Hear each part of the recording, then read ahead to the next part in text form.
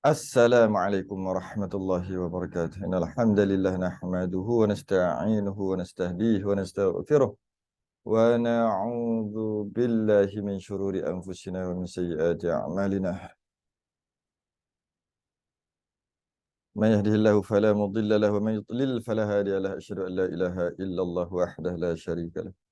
Asyhadu anna sayyidana Muhammadan 'abduhu wa rasuluhu. Allahumma shalli wa sallim wa barik ala sayyidina Muhammadin al-Fatih lima ughliqa والخاتم لما سبق ناصر الحق بالحق والهدي إلى صراطك المستقيم صلى الله عليه وعلى آله وأصحابه حق قدره ومقداره العظيم. اللهم نور بالكتاب بصري وأتلق بلساني اشرح بي صدري واستعمل به جسدي بحولك وقوتك فإنه لا حول ولا قوة إلا بك. سبحانك لا علم لنا إلا ما علمتنا إنك أنت العليم الحكيم ولا حول ولا قوة إلا بالله العلي العظيم. أما بعد.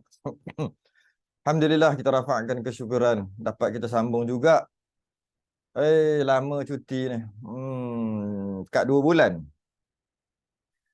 Kita sebenarnya sambung sifat yang ke-13, dan sebenarnya sifat yang ke-13 ni adalah sifat yang terakhir. Mengikut jalanan Abul Hasan Al-Asy'ari, ini adalah sifat yang terakhir yang wajib diketahui secara fardu ain. Siapa yang ya ke ni dah akhir dah ni, boleh buka YouTube. Ada rakaman kita, rakaman ni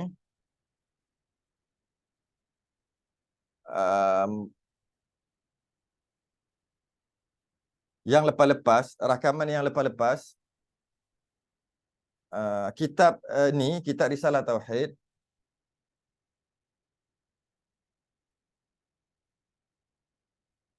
Mana? Kita dah sehingga yang ke-33 dah. Ini yang ke-34. Pertemuan kita sejam sekali sebanyak 33 kali dah lepas. Ini kali yang ke-34. Dan ini adalah yang terakhir sifat wajib bagi Allah, yang terakhir yang wajib fardu ain tahu, kalau tak tahu berdosa. Ini adalah yang last, yang terakhir, iaitu sifat kalam. Yang sifat 20 yang 13 kan, tambah 7 lagi itu dibahaskan dalam 13 tu. Dah ada yang kita panggil sifat 20 tu kan. Sebenarnya dah ada dalam 13 tu. Yang lagi 7. Sebenarnya ada 7, dia panggil sifat ma'ani, ada 7. Kita dah bahas. Ini hari ini sifat ma'ani yang terakhir, iaitu sifat ma'ani yang ke-7. Keseluruhannya sifat yang ke-13. Dan lepas pada ni, kita bincang juga berkaitan dengan nak habiskan 20 sifat-sifat yang ke-20 tu. 14 sampai 20, ada 7 juga kat situ. Sebenarnya yang 7 tu ada dah kat dalam yang sifat yang kita dah bincang sebelum ni. Sebab tu yang muktamadnya adalah 13 saja, iaitu hari ni yang terakhir. Ya, ada dekat dalam YouTube. Saya buka ni, ada pengajian interaktif Umri Risalah Tauhid yang ke-33. Ada. Boleh tengok rakaman dia satu-satu, semua ada. Dalam YouTube rakaman kita lepas. Ini kali ni adalah sifat Allah yang terakhir yang wajib diketahui secara fardu ain. Siapa tak tahu berdosa. Okey. Buka muka surat 43 Rumi. Jawi 30. Sifat yang ke-13. Sifat kalam. Tak ada suara. Muhammad Faizul tu tak ada suara, dia kata. Siapa boleh tulis kat dia? Tak boleh lah cakap, dia tak dengar. Tulis kat dia, suruh dia apa kan masa kita nak on tu kan, dia ada tulis situ suara tu kan. Dia tak on suara tu, nak ada suara macam ni. Selau ni orang baru ni. Orang Kuala Pilah. Siapa boleh bantulah. Sian dia. Dah lah, kita dah nak habis dah. Sifat yang terakhir. Dia baru nak masuk. Siapa-siapa boleh balas kat dia ni? Tu, Muhammad Faizul Maswadi. Baik. Sifat yang ke-13, sifat kalam. Kalam-kalam ni apa? Artinya berkata-kata.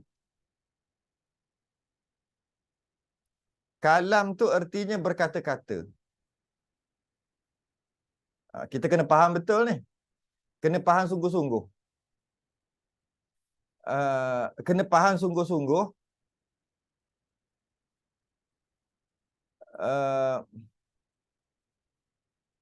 Kerana sifat kalam ni, dia pertama, dia menjadi khilaf ulama' yang banyak. Kemudian dia menjadi salah faham kerana perkataan berkata-kata atau bercakap tadi tu. Oleh kerana salah faham perkataan berkata-kata atau bercakap yang menjadi terjemahan kalam, itu yang menyebabkan salah faham. Jadi dia agak panjang. Mungkin 2 kali kot bab kalam ni. Mungkin 2 kali kot. Tengoklah macam mana nanti. Okey, artinya berkata-kata Tuhan. Maknanya Allah itu berkata-kata. Allah ada sifat kalam. Kalam tu maksudnya berkata-kata dari segi terjemahan. Ataupun bercakap. Tapi sebenarnya bukan maksud berkata-kata bercakap yang kita faham. Bukan. Saya nak ulang balik. Masalah sifat kalam adalah yang paling susah sekali dalam semua sifat. Kalam yang paling susah. Kalam yang paling ramai salah faham. Dan kalam yang paling ramai orang bergaduh. Malah baru-baru ni pun dengar cerita duk bergaduh lagi. Duk bergaduh lagi tentang sifat kalam ni. Kalam ni terbahagi kepada 4 ke, terbahagi kepada 2 sebagainya. Kita orang awam ni tak payah masuk campur lah. Kita belajar yang fardu ain aja. Itu fardu kifayah lah tu. Jadi kita nak faham maksud kalam tu apa. Dan maksud berkata-kata tu apa. Berkata-kata Tuhan tidak dengan mulut. Berkata-kata Tuhan tidak dengan mulut. Okey. Tidak dengan suara. Ya, ini masalah dah. Tidak dengan suara. Berkata-kata ni kan mesti bunyi suara. Bila bunyi suara tu nama berkata-kata. Kalau tak ada bunyi suara, nak kata berkata-kata apa? Tapi Allah cakap tapi tak bersuara.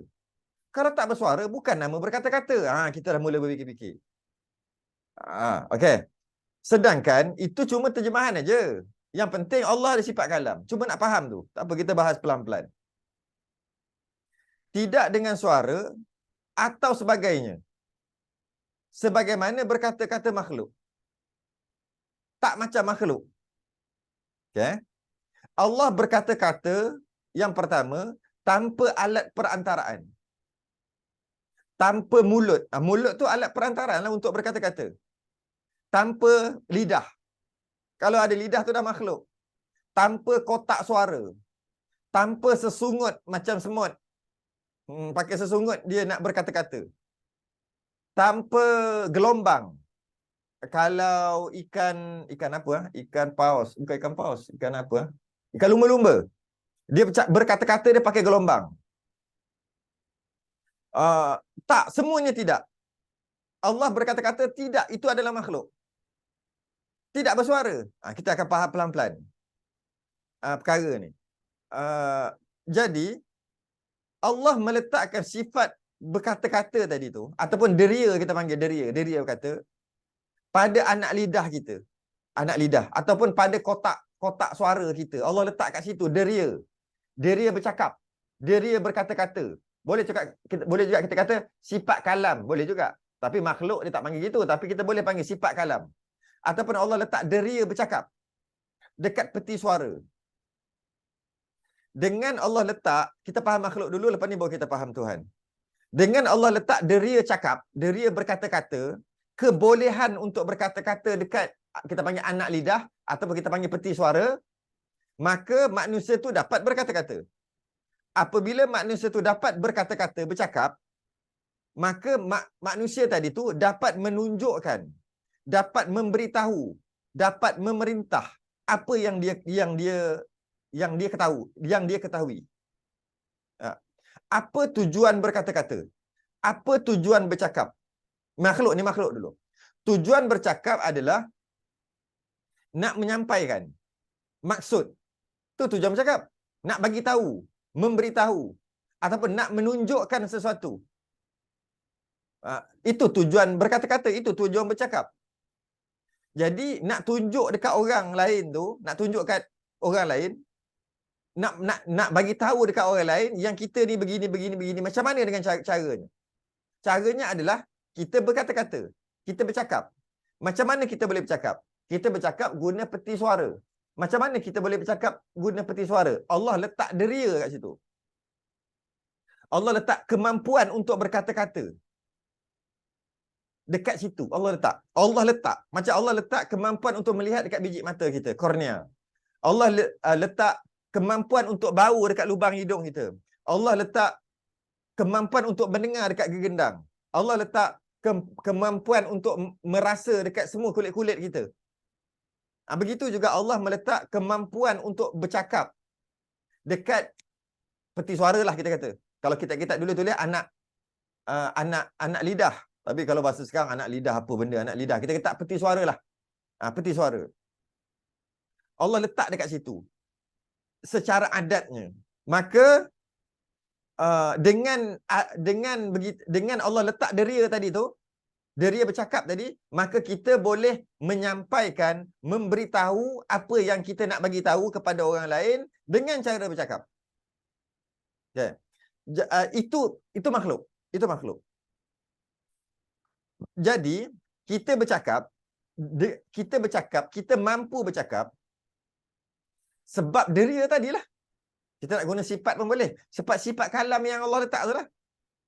Kita nak kata kita bercakap dengan deria yang Allah letak tu lah. Kita bercakap bukan dengan kotak suara. Tidak. Kita bercakap bukan dengan lidah, bukan dengan mulut. Buktinya, orang bisu dia ada kotak suara. Orang bisu dia ada lidah, orang bisu dia ada mulut. Tapi kenapa dia tak boleh bercakap? Kenapa dia tidak boleh menyampaikan, memberitahu apa yang dia nak bagi tahu? Kenapa? Sebab dia tak ada deria walaupun dia ada kotak suara. Jadi kita dapat faham, ya, Allah secara beradat, secara kebiasaan, secara sistematik, Allah letak deria tu dekat peti suara. Ya, betul.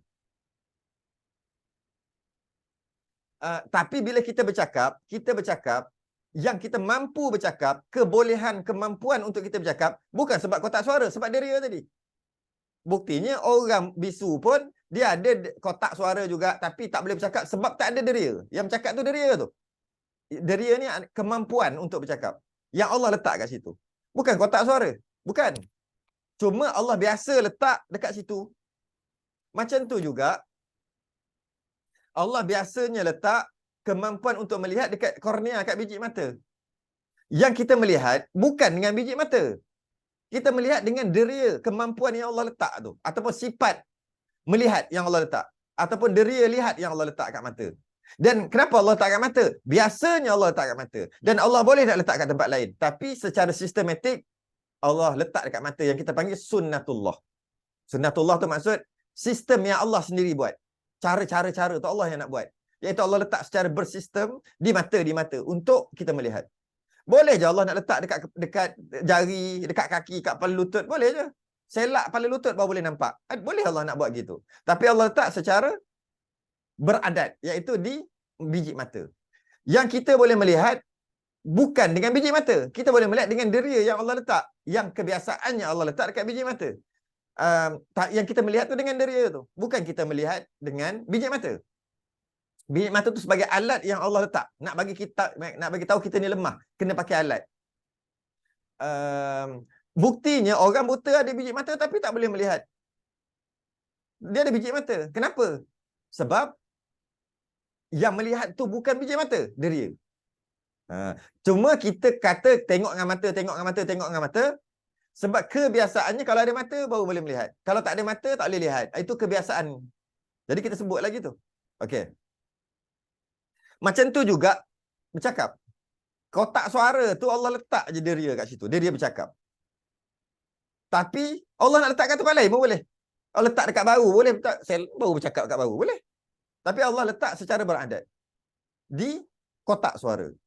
Yang bercakap kita ni sifat cakap, sifat berkata tadi ataupun deria berkata-kata tadi. Itu yang boleh buat bercakap. Bukan kotak suara, yang mana kotak suara tu sebagai alat yang Allah saja letak kat situ.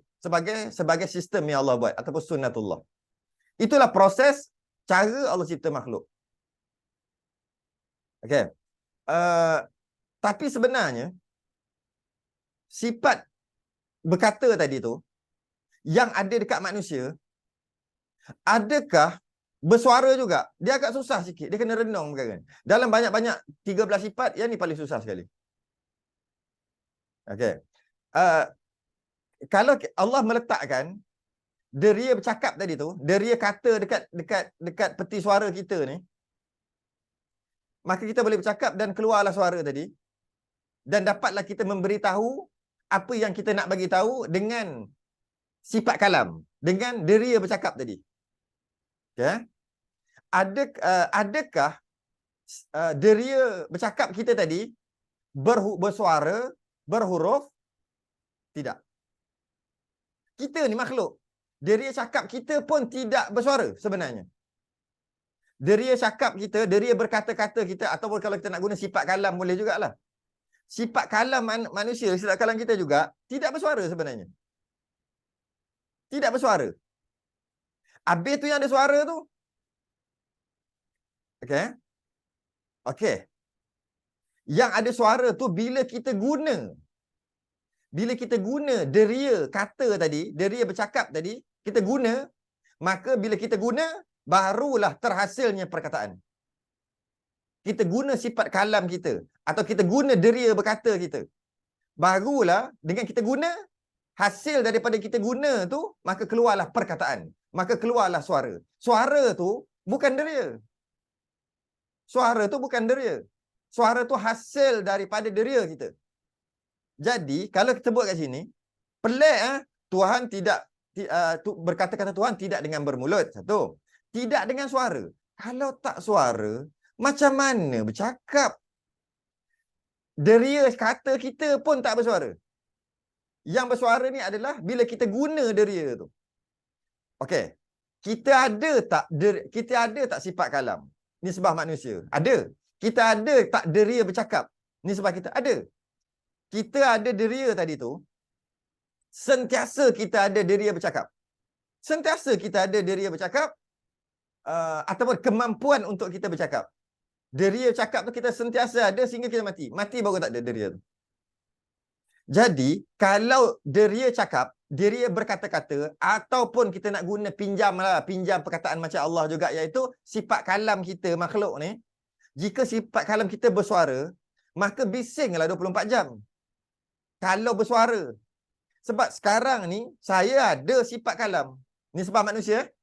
Kalau nak tukar, saya ada sifat, saya ada deria berkata-kata. Saya ada sifat kalam ni sebab manusia. Ada. Ada. Sekarang ada? Ada. Masa diam? Ada juga. Kan sifat kalam ni kan kemampuan untuk berkata-kata. Ada tak? Sekarang diam Okey. Ketika diam tadi, ada tak sifat kalam? Ketika diam tadi, ada tak deria bercakap? Ketika diam tadi, ada tak kemampuan untuk bercakap? Ada. Cuma tak bercakap je. Jadi maknanya, deria bercakap, deria berkata-kata, sifat kalam, semua sama je tu. Ni sebab manusia dulu, cerita manusia dulu. Sebenarnya memang tak bersuara. Memang tak bersuara. Kalau bersuara, 24 jam lah bising.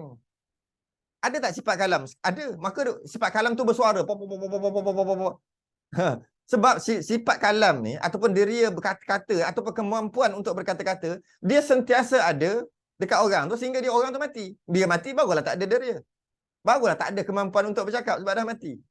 Jadi maknanya sebenarnya, deria bercakap kita, deria berkata-kata kita, ataupun kita pinjam sifat kalam manusia, sifat kalam kita, tak bersuara juga. Cuma bila kita guna sifat kalam kita tadi, kita guna yang Allah letak dekat peti suara, kita guna pakai lidah gerak-gerak-gerak, maka keluarlah perkataan. Dengan kita guna perkataan, suara, bukan Deria berkata-kata. Bukan. Dia hasil. Dia hasil daripada adanya sifat kalam tadi. Jadi, tak peliklah bila kita kata Allah berkata-kata, Allah ada sifat kalam tapi tak bersuara. Memanglah. Memang. Kita pun tak ada. Kita pun tak bersuara. Habis tu yang bersuara, itu adalah hasil daripada kita guna yang Allah kata, kalau makhluk, aku buat macam ni. Kau ada sifat kalam. Kau ada deria berkata-kata. Tapi sangat terbatas. Pertama, kena guna kotak. Kotak suara. Yang kedua, kena guna lidah. Kena guna mulut. Dan keluar perkataan. Dan perkataan tu ada di atas, di udara. Dan masuk ke telinga orang dengar. Cara tu. Macam tu juga melihat. Allah bagi kita sifat melihat. Maka kita boleh melihat. Allah letak deria lihat yang ada dekat mata. Tapi Allah melihat juga. Tapi Allah melihat tak macam kita. Kita melihat terbatas. Pertama, kena guna alat biji mata. Yang kedua, kena ada cahaya. Kalau gelap tak nampak. Kalau terang baru nampak. Pertama, tak boleh jauh sangat tak nampak. Yang kedua, tak boleh dekat sangat tak nampak. Dia kena sedang-sedang. Dan apa yang nampak, bukan semua boleh nampak. Kuman tak boleh nampak. Bakteria tak boleh nampak. Kata ada deria melihat. Boleh nampak? Tak boleh. Banyak kekurangan. Macam tu juga bercakap. Macam tu juga sifat kalam ataupun deria berkata-kata. Jadi, ketika kita tak guna sifat kalam tu, ketika kita tak guna deria tu, tak ada suara. Ketika kita guna, baru keluar suara. Keluar suara tu hasil daripada kita ni ada sifat kalam ataupun deria bercakap. Kita tak kata, oh, dia tu diam, bisu. Kita tak kata gitu. Sebab berkata-kata, kalam, lawan dia bisu. Apabila orang tu tak bercakap, bukan bermakna dia bisu. Bila orang tu diam, bukan bermakna dia tak ada sifat berkata-kata. Bila orang tu diam, bukan bermakna dia tak ada deria bercakap. Tidak. Dia diam, mana dia diam? Dia diam. Jadi, kalau dia diam, maka tak semestinya dia tak ada sifat kalam. Tak semestinya. Kalau dia diam. Kalau dengan sebab itulah kita kata makhluk ni ada sifat kalam, dan sifat kalam tu sentiasa ada dan memang tidak bersuara. Okey. Itu mungkin faham sikit-sikit. Sekejap lagi faham lagi banyak. Sikit-sikit. Saya tahu dia ada macam nak nampak cerah, gelap cerah, gelap cerah, gelap cerah. Tak apa. Dah dekat dah tu. Sambung lagi. Hakikatnya ialah hakikat sifat kalam Allah ni. Okay, tadi cerita tentang manusia ni, nak cerita Allah pula. Hakikatnya ialah satu sifat yang tetap ada, lagi qadim, lagi azali, yang qadim lagi azali, berdiri pada zat Tuhan dengan dia. Yang ni kita dah bahas banyak kali dah. Semua sifat ma'ani, qudrah, iradah, ilmu, sama' basar, qudrah, iradah, ilmu, qudrah, iradah, hayah. Qudrah, iradah, ilmu, sama' basar, hayah. Tu, hayah ada satu, hidup.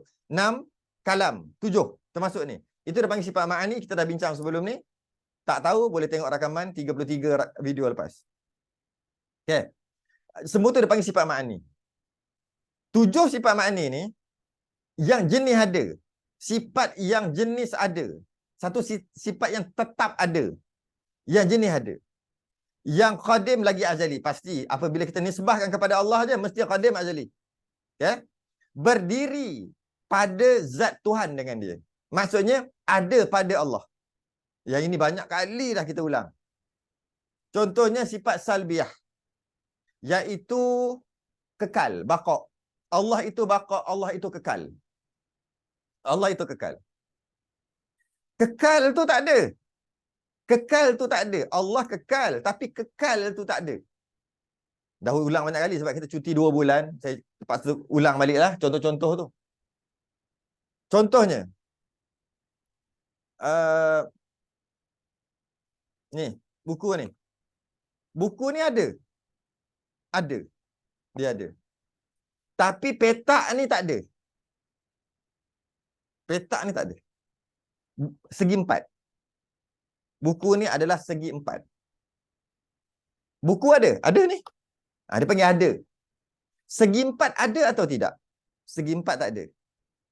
Tapi memang segi 4. Istilah dia panggil sungguh. Bukan ada, sungguh. Sungguh tu maksud tidak dapat dinafikan. Ianya ianya segi empat. Dalam akal kita, kita kata memang segi empat.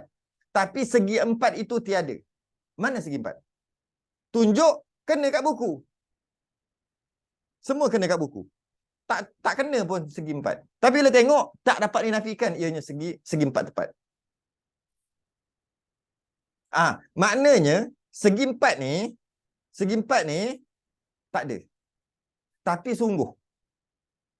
Faham. Tak boleh dinafikan. Tapi dia tak ada. Ataupun bahasa kitab dia panggil, dia tak ada diri. Tu bahasa kitab. Dia tak ada diri. Tapi kalau kata kitab ni, dia ada diri. Ni kata biru ni, merah ni. Dia ada diri tu. Tapi diri dia menumpang. Tapi ada tu. Ada diri tu, merah tu. Buku. Ada ni buku. Ada diri. Merah, ada diri. Segi empat tepat, tak ada diri. Dia tak ada. Tapi tak boleh dinafikan dia segi empat tepat. Ataupun bahasa Melayu dia panggil sungguh segi empat. Tapi dia tak ada. Kalau buku ni ada lagi sungguh. Dahlah dia ada buku ni. Ni ada. Dan ianya sungguh ada. Biru ni. Ada biru ni. Biru. Boleh cerap dengan panca indera. Ni. Dengan mata boleh tengok ni. Ada biru. Dan sungguh biru. Tapi ada dan sungguh biru ni. Merah ni ada dan sungguh. Kuning ni ada dan sungguh. Buku ni ada dan sungguh. Tapi petak segi empat tepat, sungguh aja. Tapi dia tak ada. Okay. Itu beza. Jadi, tengok hakikatnya ialah satu sifat yang tetap ada. Ada apa tu? Yang ada tu macam ni. Ada. Kalau ni sebab makhluk ni, buku ada. Jenis ada. Bukan jenis sungguh. Kalau jenis sungguh macam kekal. Allah itu kekal. Ada tak kekal? Kekal tak ada. Tapi tak dapat dinafikan bahawasanya Allah itu kekal. Tapi kalau nak cari kekal tu tak ada. Malah kalau nak tengok kekal pun tak ada. Sebab kekal tu tak ada. Dia sungguh. Kekal tu tak ada. Tapi sungguh Allah kekal. Tak boleh dinafikan dalam kepala kita. Memang kita kata Allah itu kekal. Tapi kekal tu bukan jenis ada. Tapi dia jenis sungguh. Jenis. Tak boleh dinafikan lah. Sungguh. Okay. Jadi yang ini, sifat ni, kalam ni jenis ada.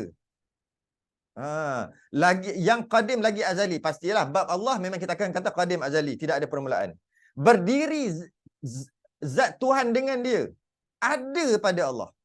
Mudah-mudah kata, kalau Allah nak tunjuk pada kita, Allah angkat hijab untuk melihat Allah, kita akan nampak kalam Allah. Kita akan nampak kudrah Allah, iradah Allah, hayah Allah, sama Allah, basar Allah. Kita boleh nampak. Ilmu Allah. Boleh nampak. Kalam Allah. 7. Boleh nampak kalau Allah bagi nampak. Boleh nampak. Sebab dia ada.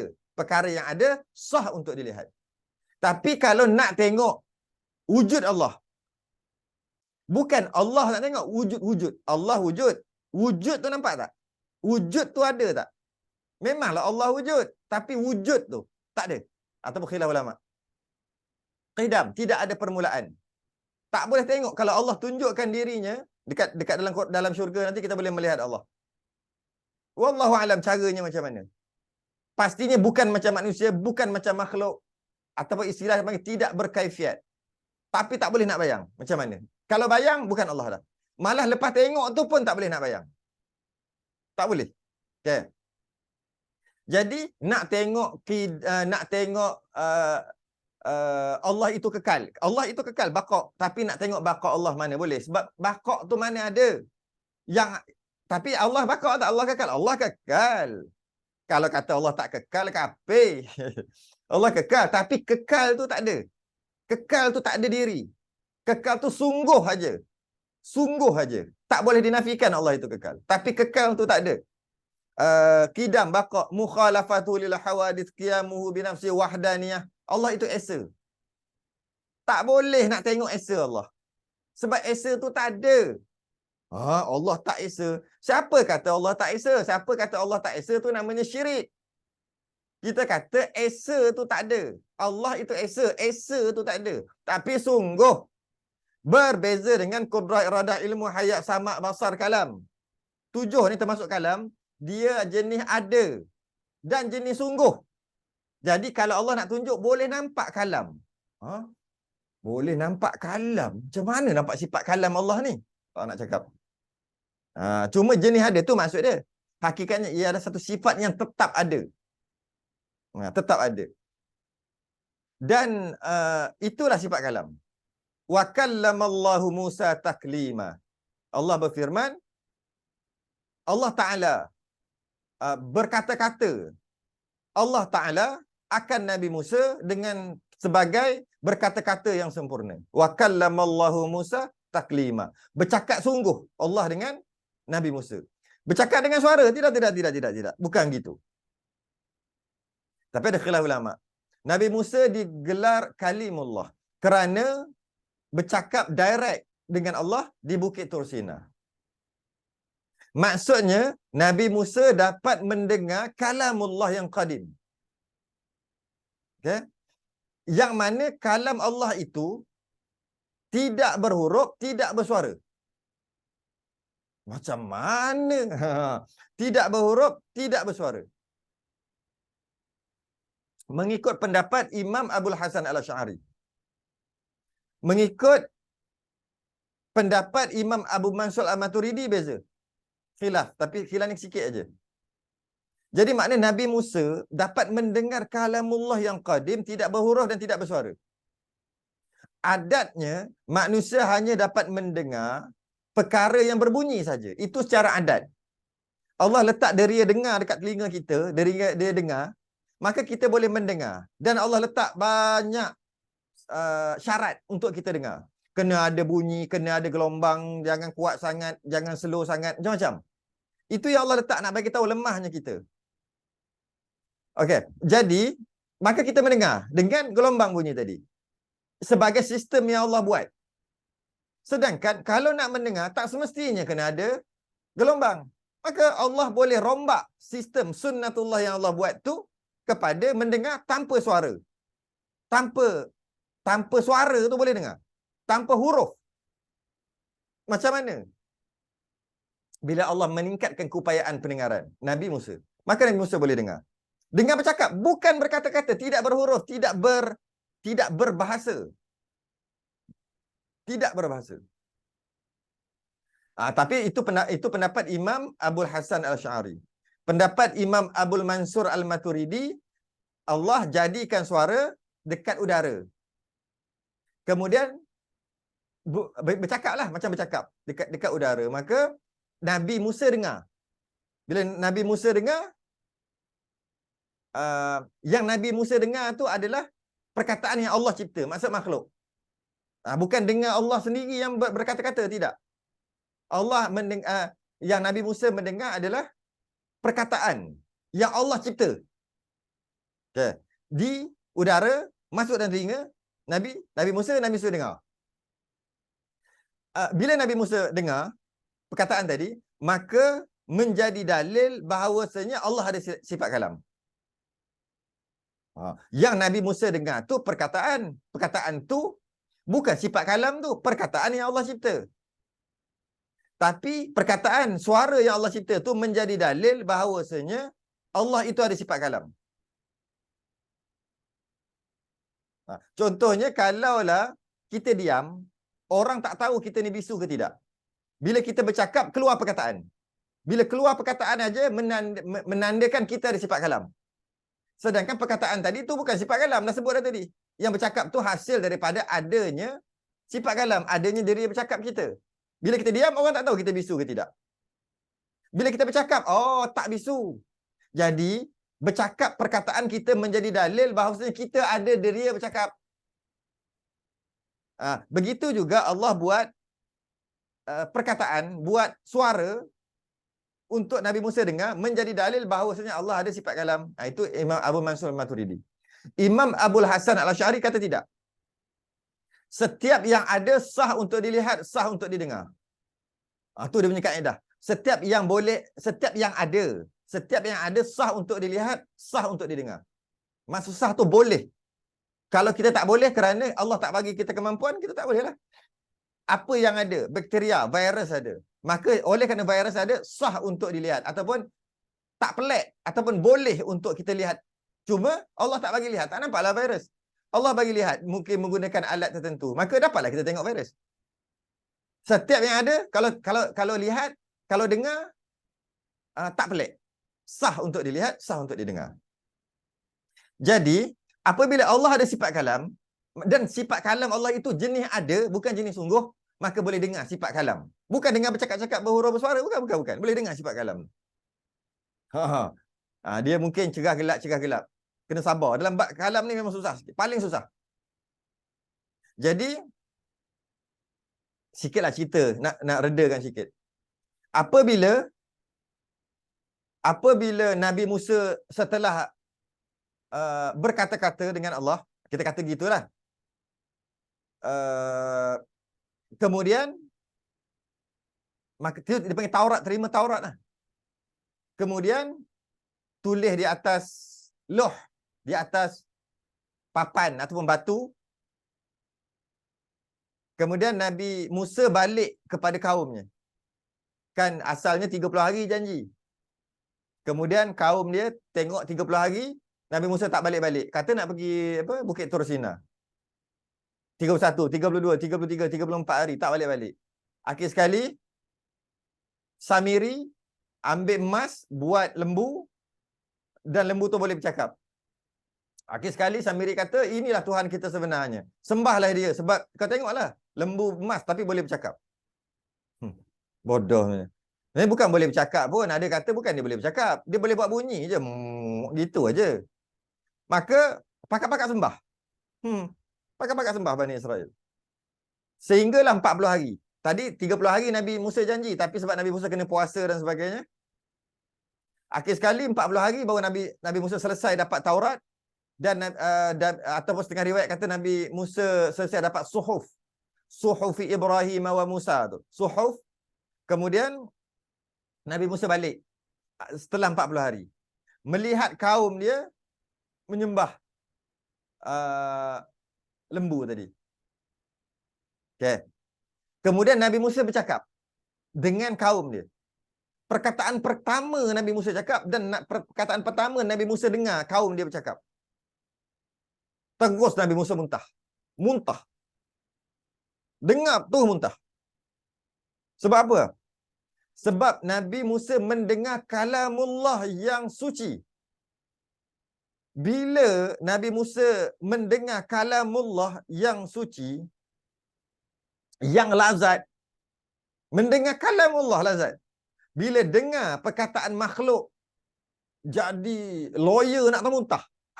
Busuknya perkataan makhluk. Lebih-lebih lagi perkataan tu iaitu menyembah selain daripada Allah, iaitu lembu tadi. Maka Nabi Musa muntah sebab Allah apa dia? Cakap apalah ni? Uduhnya bercakap macam tu lah. Padahal cakap apa sangat? Sebab bila dia baru je mendengar kalamullah yang suci, yang lazat, tiba-tiba dengar merapu manusia. Itulah lebih kurang gitu. Muntah. Okey, tersambung sikit lagi. Menunjukkan adanya sifat kalam Allah ini, menunjukkan apa-apa yang diketahui oleh ilmu. Ialah nak bercakap mesti ada dalam ilmu kita apa yang kita nak cakap, lepas tu kita keluarlah. Bercakap ni apa? Nanti kita akan bahas nanti. Jadi menunjukkan tu penting tu. Menunjuk ni kalau bahasa tauhid dia panggil ta'alluq dilalah. Ta'alluq dilalah. Bercakap ni. Cara ta'alluq kalam berkata-kata adalah dilalah ataupun menunjukkan. Macam ni. Kita nak faham tu, kita faham yang lain. Yang pertama, sifat iradah. Kena ingat ni sifat iradah, kita dah lepas dah. Allah bersifat iradah. Iradah ni maksud menentukan, menghendaki apa yang Allah nak, apa yang Allah tentukan. Ta'alluqnya takhsis, iaitu mengkhususkan. Bila kita kata Allah nak, bila kita kata Allah tentukan, bila nak tentukan samalah kan? Maka dia takhsis, mengkhususkan. Allah kata, dia ni hidup, dia ni mati, dia ni hidup, dia ni mati, dia ni hidup, dia ni mati, dia ni umur berapa, ini bagi makan, ni bagi rezeki, ini tak bagi rezeki, semua. Itu kan tentukan, Allah tentukan. Dia bagi takhsis. Iradah, sifat iradah, takluk dia, kerja dia adalah menentukan, ya, ataupun takhsis. Ya, menentukan apa yang menentukan. Itu iradah. Okey. Qudrah, taksir, takluk dia taksir, iaitu ijad dengan idam, iaitu menjadikan, mengadakan dan mentiadakan. Itu kerja kudrah. Allah bersifat kudrah mengadakan. Allah bersifat kudrah menjadikan. Allah bersifat kudrah meniadakan. Dan yang dah ada Allah memusnahkan. Bila sebut memusnahkan, itulah takluk ataupun kerja kudrah. Bila bicara sifat kudrah. Habis dia dapat anak 2 orang. Allah yang menghendaki. Allah yang bersifat iradah menentukan, menghendaki dia ada 2 orang anak. Dan anak itu terjadi. Adanya anak itu, lahirnya anak itu, Allah yang bersifat qudrah menjadikan. Nampak? Bila sebut qudrah, dia panggil takluk dia adalah taksir. Iaitu takluk menjadi mengadakan ataupun mentiadakan. Bila sebut iradah maksudnya menentukan. Allah tentukan. Allah bersifat iradah. Bila sebut Allah bersifat ilmu, takluk dia inkishaf ataupun menyatakan, menerangkan, kasyaf. Bila kata ilmu, terang bagi Allah. Semua Allah tahu. Jadi maknanya itulah takluk, itulah kerja ilmu tu. Allah bersifat ilmu, maknanya Allah tahu, terang segalanya bagi Allah. Tak boleh selindung. Habis takluk kalam apa? Nampak dia punya kerja tu. Iradah, tentukan. Qudrah, jadikan ataupun memusnahkan. Ilmu, tak boleh sorok, semua terang. Terang bagi Allah. Inkishaf. Kalam? Takluk kalam apa? Takluk dilalah. Tu. Apa maksud dilalah tu? Menunjukkan. Apa maksud menunjukkan? Memberitahu, menzahirkan, memerintah, memberi faham. Tu ada. Tu maksud. Tu maksud dia. Jadi, takluk kalam adalah dilalah ataupun menunjukkan, memberitahu, menzahirkan, memerintah, memberi faham. Sebab tu, kalau Allah memberitahu, bukan semestinya dengan berkata-kata. Allah bersifat kalam memberitahu, tak semestinya dengan berkata-kata. Tak semestinya dengan berkata-kata. Sebab tu kata, kalam tu terjemahannya berkata-kata. Tapi maksudnya bukan berkata-kata tu bercakap. Allah bercakap, bukan. Maksudnya Allah memberitahu.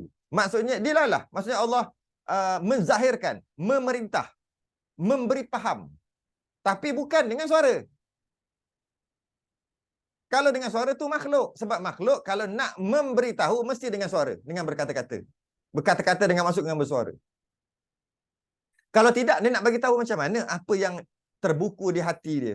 Apa yang ada dalam ilmu dia, dia nak bagi tahu kat orang. Kalau tak pakai suara macam mana? Itu makhluk. Allah buat gitu. Kalaulah kita nak melihat sesuatu, mestilah pakai biji mata. Sama je sebenarnya, pakai biji mata. Bila pakai biji mata, maka nampaklah. Sedangkan melihat tu tak semestinya pakai biji mata. Allah je buat pakai alat iaitu biji mata. Maka melihat dengan mata. Tapi sebenarnya nak melihat tak semestinya dengan mata. Allah buat dekat makhluk je nak bagi tahu makhluk tu lemah. Mendengar tak semestinya dengan telinga. Tapi Allah secara sistematik sunnatullah Allah buat dengar ikut telinga, ikut kegendang. Tapi sebenarnya nak mendengar tak semestinya pakai kegendang. Tak semestinya pakai telinga untuk mendengar tu. Cuma Allah buat dekat kita. Jadi sama juga kalau nak memberitahu. Tadi nak melihat, nak mendengar. Nak melihat, mestilah pakai mata. Nak mendengar, mestilah pakai telinga kegendang. Nak merasa, mestilah pakai tangan, pakai rasa ni. Nak bagi tahu kat orang, mestilah kena pakai suara. Kalau tak pakai suara, tak bercakap, tak guna deria bercakap, macam mana nak bagi tahu orang apa yang kita nak? Macam mana nak memerintah orang? Itu makhluk. Allah melihat bukan dengan biji mata, Allah melihat bukan dengan telinga. Sebab Allah buat kita melihat dengan alat. Akhir sekali kita ingat Allah pun melihat ataupun mendengar ataupun bercakap atau berkata-kata semua dengan alat juga. Jadi Allah nak memberi kepahaman pada kita, maka kita faham. Allah memberitahu kita, maka kita tahu. Allah menunjukkan kepada kita, maka kita dapat petunjuk tadi. Allah menzahirkan pada kita, maka kita nampak apa yang Allah zahirkan. Allah memerintah kita, kita tahu Allah perintah kita gini-gini. Bila kita tahu, maknanya, buktinya, kita tahu apa yang Allah perintah. Kita tahu apa yang Allah zahirkan. Kita tahu apa yang Allah tunjukkan. Menandakan Allah ada sifat kalam. Tu ada. Bukannya kalam tu maksudnya berkata-kata, bercakap. Bukan. Salah faham. Sebagaimana melihat Allah bukan pakai mata, mendengar Allah bukan pakai telinga. Begitu juga berkata-kata atau memberitahunya Allah tak pakai suara. Tak pakai kotak suara. Tak. Jadi, apa maksud kalam yang kita terjemahan berkata-kata ni? Maksud kalam adalah perintah ataupun pemberitahuan ataupun menunjukkan. Tunjuk tu bagi tahulah. Menunjuk tu bagi tahulah. Kalau bila sebut bagi tahu, boleh kita kata perintah. Bagi tahu untuk buat sesuatu. Itu perintahlah. Pemberitahuan, bagi tahu bahawasanya begini. Itu namanya tunjuklah tu. Maka kalam adalah perintah, pemberitahuan Allah. Allah bagi tahu. Maka kalam adalah pemberitahuan ataupun perintah Allah atau penzahiran Allah. Letaklah apa kita nak letak pun. Sentiasa ianya bertakluk pada alam. Sentiasanya ianya ada kena-mengena dengan alam. Mestilah. Sebab alam ni sentiasa berubah. Bila alam ni sentiasa berubah setiap saat, maka perubahan tu siapa yang suruh? Siapa yang suruh berubah? Siapa yang kalau kita tak boleh kata siapa yang nak berubah. Bila kita kata siapa yang nak, kembali kepada iradah. Kita bahas kalam kan? Siapa yang suruh berubah? Siapa yang bagi tahu pada alam ni suruh berubah? Allah lah. Maka Allah bagi tahu tu dengan sifat kalam. Tapi bukan dengan bercakap. Macam kun fayakun. Maka Allah bercakaplah. Jadilah. Bukan. Jadi maknanya ada berlakunya siang. Ada berlakunya malam. Bila siang, siapa yang suruh? Kita ambil suruh. Kita tak cakap nak. Kata, siapa yang nak ianya siang? Iradah. Kita bahas kalam. Betul juga kalau kita kata siapa yang nak siang. Siapa yang jadikan malam? Kudrah Allah jadikan malam. Itu kudrah. Kita bincang bukan tu. Tapi betul juga kita kata macam tu. Kita nak bincang kalam. Jadi kita kena kata gini. Siapa yang tunjukkan siang tu untuk kita? Siapa yang perintah? Siapa yang suruh siang tu jadi siang? Siapa yang suruh malam tu jadi malam? Siapa yang menzahirkan siang itu? Siapa yang menzahirkan malam itu? Siapa yang memberitahu siang tu supaya ada? Siapa yang memberitahu malam tu supaya ada? Sebab bila sebut memberitahu, menyuruh, memerintah, maka di situ sifat kalam. Maka Allah lah. Jadi, ada siang, ada malam. Maka itu menandakan Allah ada sifat kalam. Maksud apa? Allah menyuruh malam tu jadi malam. Menyuruh, memberitahu supaya malam jadilah malam. Maka itulah makna Allah ada sifat malam. Maka kita sifat kalam bermakna sifat kalam Allah dan makhluk dan alam sentiasalah, sebab alam tu sentiasa berubah.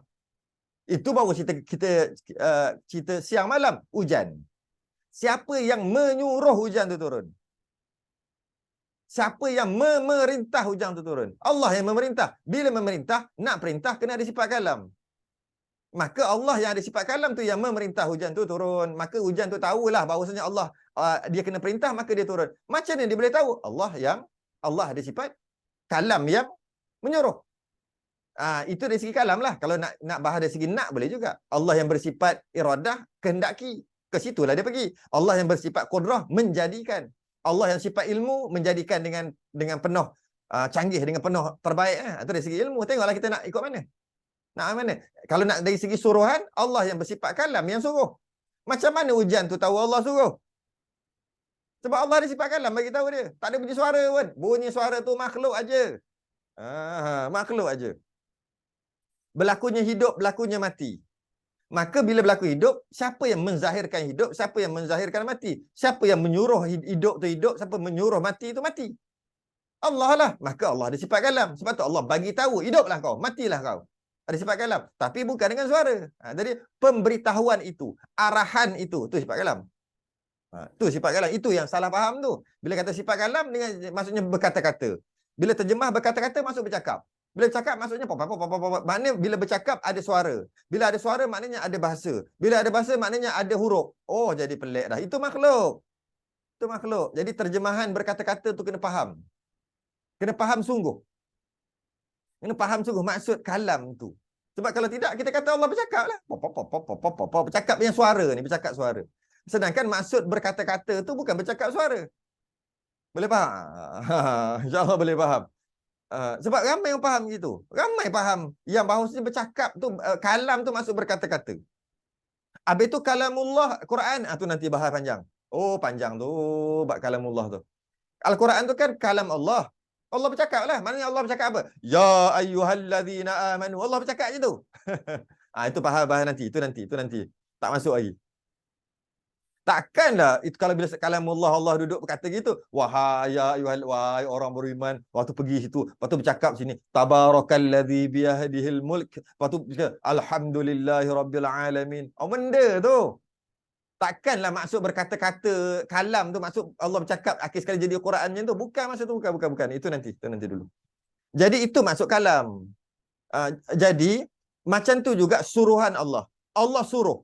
Macam mana kita tahu kena semayang? Allah suruh semayang. Macam mana kita tahu? Maknanya telah sampai pemberitahuan dekat kita bahawasanya semayang itu wajib. Yang suruh itu adalah Allah. Jadi yang suruh tu adalah Allah semayang. Allah suruh semayang. Mana kita tahu Allah suruh semayang? Menandakan Allah ada sifat kalam. Kalau Allah tak ada sifat kalam, macam mana nak bagi tahu? Habis tak bunyi suara pun, suara tu untuk makhluk aja. Memberitahu tak semesti dengan suara. Malah kita makhluk pun kadang-kadang ada kita memberitahu tanpa suara pun boleh faham. Contohnya, kita nak masuk simpang, tiba-tiba dia nak keluar, dia tak bagi signal. Hampir-hampir accident, kita sempat break. Kita buka tingkap, kita buat keluk macam ni. Tak bercakap, dia faham. Dia faham. Ini membuktikan untuk memberitahu, menzahirkan, memberi faham, tak semestinya dengan berkata-kata. Berkata-kata tu Allah buat untuk makhluk. Itu pun berkata-kata makhluk je dengan bercakap, bersuara, dengan berbahasa ni. Binatang tak cakap berbahasa tu, dia entah cara macam mana lah. Pakai sunggut, pakai dolphin punya gelombang. Tahu ni pun cara, tak ada pun bahasa. Tak boleh pun. Jadi kalau kita, mana kita tahu ajak gaduh. Tahu ajak gaduh. Sedangkan tak ada suara. Itu maksudnya untuk memberitahu Allah buat kita biasanya dengan suara. Biasanya dengan berkata-kata, dengan maksud bercakap, dengan bahasa dan perkataan dan huruf. Tapi tak semestinya Allah bagi kita. Macam itulah. Tengok kat mata Allah bagikan kita boleh tengok kat mata. Tak semestinya tengok kat mata. Kalau Allah bagi tengok kot part lain pun boleh. Mendengar. Allah bagi dengar kot buku lali pun boleh. Tapi biasanya Allah letak, adatnya Allah letak kat telinga. Sebagai untuk memudahkan kita. Apabila masalah telinga, belah telinga. Untuk cek apa masalah. Dan lepas tu eloklah. Sebab dah betulkan telinga yang problem. Masalah bercakap, maka belah kat sini. Ejah kat sini, maka bolehlah bercakap. Kalaulah Allah letak dekat tempat tersorok, puas cari kat mana nak tak boleh bercakap, tak keluar suara. Kat mana cari, kat kepala lutut, cari, payah kita. Maka Allah letak dekat kotak suara secara beradat. Mudah bagi kita tahu dah. Ada masalah bercakap kat situ. Ada masalah melihat kat mata. Kalau tidak, kita yang susah. Kalau Allah sorok pelihatan tadi tu, pelihatan kita makhluk tu Allah sorok dengan maksud kita dapat melihat tapi bukan pakai mata. Tak tahu pakai apa. Bila tak boleh melihat, bila kabur, tak tahu spek tu nak pakai kat mana. Puas cari dekat kepala lutut, tak kat mana. Menyusahkan kita. Maka Allah nak bagi senang, Allah letak secara sunnatullah dekat biji mata. Apa-apa hal masalah mata nak pakai spek, memang pakai kat mata, bukan pakai kat kepala lutut. Itu secara Allah buat untuk kita. Tapi oleh kerana Allah buat dan kita guna hari-hari, sehingga kita kata nak melihat mesti dengan mata sebab kita dah memang terlalu setiap hari dah terbiasa sangat. Nak mendengar mesti dengan telinga. Nak bercakap mesti dengan perkataan ada bahasa mesti. Tak boleh bercakap kalau tak ada suara, tak ada apa, tapi memberi faham. Tak boleh. Sebab apa kita kata gitu? Sebab kita dah terbiasa sampai kita lupa yang bagi cakap itu Allah, yang bagi dengar itu Allah, yang bagi lihat Allah, bukan biji mata. Sebab kita dah terbiasa. Terbiasa sangat. Jadi, macam tu juga bila Allah suruh. Allah tegah. Oh, tak boleh tu. Tak boleh buat tu, Allah marah. Allah tak bagi. Tak, ini tegahan Allah. Ini suruhan Allah. Mana kita tahu? Tapi maklumat tu kita dah dapat. Menandakan Allah ada sifat kalam. Cara Allah bagi tu pula. Mungkin Allah bagi dengan cara wahyu. Allah turun kat Nabi, Nabi bagi tahu kita. Boleh jadi Allah bagi tahu tu dengan direct, macam Allah bagi tahu Nabi Musa. Tanpa suara, tanpa apa. Sup, gitu aja. Mengikut pendapat Imam Abul Hasan Al-Asy'ari. Mungkin Allah bagi tahu dengan cara mimpi. Mungkin macam-macam Allah bagi tahu. Tapi biasanya, kalau kita ni orang awam, orang biasa ni, yang banyak dosa ni, Allah bagi tahu dengan cara turunkan Rasul lah. Bagi tahu kat Rasul, Rasul yang bagi tahu kat kita. Tu cara dia. Maka kita tahulah suruhan dan tegaan Allah. Menandakan Allah ada sifat kalam. Allah ada sifat kalam lah. Sebab tu kita dapat tahu apa yang Allah nak. Mudah kata gitulah. Itu bahasa kiasan itu Allah nak tu. Jadi sifat kalam adalah satu bentuk pemberitahuan. Sifat kalam adalah satu bentuk pembaharuan, pemberitahuan. Sifat kalam adalah satu bentuk pemberitahuan. Apa yang Allah nak bagi tahu, Allah boleh bagi tahu kerana Allah ada sifat kalam. Mungkin Allah boleh bagi tahu dengan perkataan, iaitu Allah cipta perkataan. Mungkin Allah boleh bagi tahu dengan direct tanpa perkataan. Macam-macam Allah bagi tahu. Cuma Allah buat kita nak bagi tahu mesti dengan suara. Tu untuk kita aja, makhluk. Allah buat untuk semut nak berkata-kata pakai yang tu kat atas kepala dia. Tu cara dia bercakap. Entah macam mana dia punya sifat. Dia ada sifat kalam. Dia ada diri dia cakap. Tapi diri cakap dia tak tahu macam mana. Jalan ni semut. Senyap. Betul? Tu tengok semut. Pergi. Dia ada dia punya sesungut dia panggil. Dia ada. Tu cara dia cakap. Allah bagi ni cara lain bercakap. Cara lain bercakap. Cara lain. Untuk makhluk. Nak bagi tahu makhluk tu lemah. Boleh tak jika kita kata bahasa alam tu juga sifat kalam? Itu kiasan. Boleh kita kata gitu, tapi dalam bentuk kiasan lah tu. Bahasa alam lah. Terjadinya malah, terjadinya gunung berapi, terjadinya banjir, itu menandakan Allah sedang berkata-kata dengan kita. Nampak tak? Itu, tapi ayat tu, Allah sedang berbicara dengan alam. Tu semua ayat-ayat tu. Boleh pakai. Cuma bimbang, takut duk pakai lama-lama macam tu lah. Macam kita kata Allah marah. Lama-lama ingat Allah marah macam emosi. Tu problem lah. Dari segi problem tu, dari segi tak guna, no problem. Allah menegur kita. Ya? Allah menegur kita. Kan tegur tu kan sifat kalam kan. Kita tegur, hai, apa khabar? Tu kita tegur. Tapi Allah menegur bukan dengan tu. Apa sahaja pemberitahuan Allah. Allah buat gempa bumi. Allah sedang menegur kita. Itu bahasa kiasan. Dengan maksud Allah sedang berbicara dengan kita. Allah sedang berbicara dengan alam. Maksudnya Allah sedang menyuruh alam tu buat sekian. Boleh kata gitu. Cuma itu semua bahasa kiasan dia panggil. Bolehlah. Tapi bimbang takut bila guna setelah bertahun-tahun, berpuluh tahun, mungkin generasi-generasi guna perkataan yang sama, dia ingat Allah bercakap pula. Macam itulah. Allah bercakap dengan pokok. Sebab Allah berkata-kata, Allah bercakap, tak tahu kata, jadilah engkau gunung berapi, maka jadilah. Takut orang faham gitu juga. Kenapa orang faham gitu? Sebab kita guna istilah tu. Kita tahu itu bahasa kiasan. Majaz. Tapi macam itulah. Allah murka, Allah marah, Allah tak suka, Allah benci. Boleh. Bukan tak boleh pakai. Kita dah bincang sebelum ni, panjang lebar. Tapi kan salah sekali setelah beratus tahun, orangnya Allah benci. Lain kali budak-budak sekarang ingat Allah benci itu maksud Allah bengang. Bengang maksud bengang perasaan. Allah tengok, aku suruh semayang tak semayang. Oh, Allah benci aku dia ni. Macam tu dia faham. Sebab kita guna perkataan benci. Boleh guna Allah menegur. Boleh guna bahasa alam itu adalah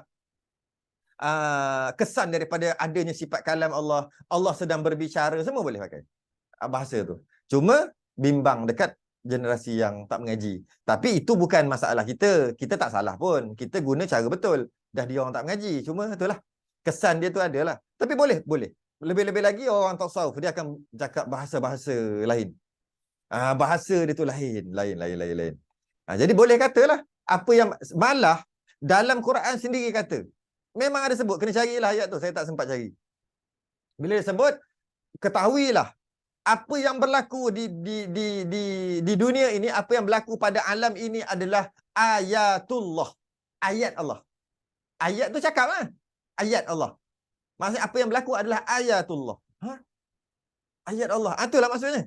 Sifat kalam Allah. Iaitu berkata-kata. Apa maksud berkata-kata? Bukan bercakap popek-popek. Bukan. Allah memberitahu. Kita kalau nak guna perkataan memberitahu, guna kata memberitahu. Allah memerintah. Itulah maksud sifat kalam Allah. Bukan sifat kalam popek-popek. Bercakap-cakap. Malah dia keluarkan lagi hujah. Malah Allah sendiri kata, kun fayakun. Bila Allah kata nak jadikan, maka Allah katalah jadi. Bila Allah kata jadi, maka jadilah. Tengok Allah cakap. Maka setiap kali nak jadi, Allah akan berkata, jadilah. Berjuta-juta, bilion-bilion benda ada, macam-macam. Jadilah. Gitu. Kun. Bukan. Maksud itu bukan. Jadi, sifat kalam adalah, kesimpulannya sifat kalam adalah berbentuk pemberitahuan. Atau kalau nak pakai ayat canggih, ayat tauhid, dia panggil ta'alluq dilalah. Ataupun dalalah boleh, dilalah. Ta'alluq dilalah, iaitu pemberitahuan. Penentuan, boleh tak? Penentuan. Bukan penentuan, penunjukkan. Bukan penunjuk, orang tak cakap penunjukkan. Penentuan tu iradah. Menentukan. Menunjukkan baru betul. Dilalah tu menunjukkan. Kalau nak pakai perkataan menunjukkan boleh, dilalah boleh, ataupun bila sebut menunjukkan, bila tunjukkan nak bagi tahu, boleh kita kata memberitahu, memerintah. Itu sifat kalam. Itu sifat kalam. Jadi sifat kalam adalah berbentuk pemberitahuan. Jadi apa yang Allah nak bagi tahu, Allah bagi tahu dengan sifat kalam dia. Itu ayat dia. Sebulan. Daripada yang wajib. Berhenti kat situ.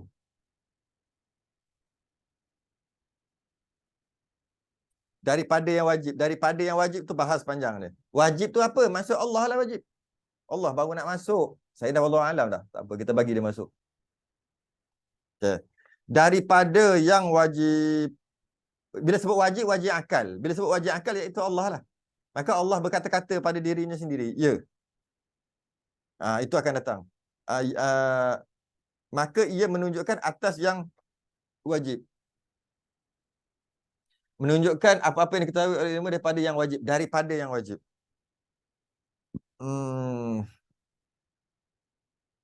Menunjukkan apa-apa yang diketahui oleh ilmu daripada yang wajib.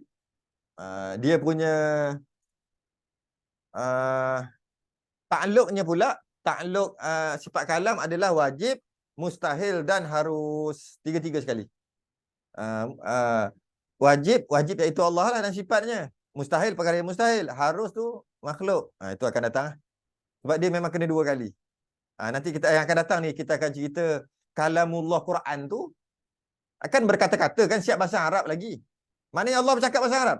Dia kata Allah tidak berkata-kata bukan maksud bercakap. Jadi bercakap bahasa Arab pula. Macam mana pula? Itu kita akan bahas nanti. Itu bila masuk firman Tuhan, wallahu khalaqakum wa ma ta'malun. Yang lepas pada tu kita akan bahas bab itulah. Panjang sikit bab ni dan dia agak paling susah lah.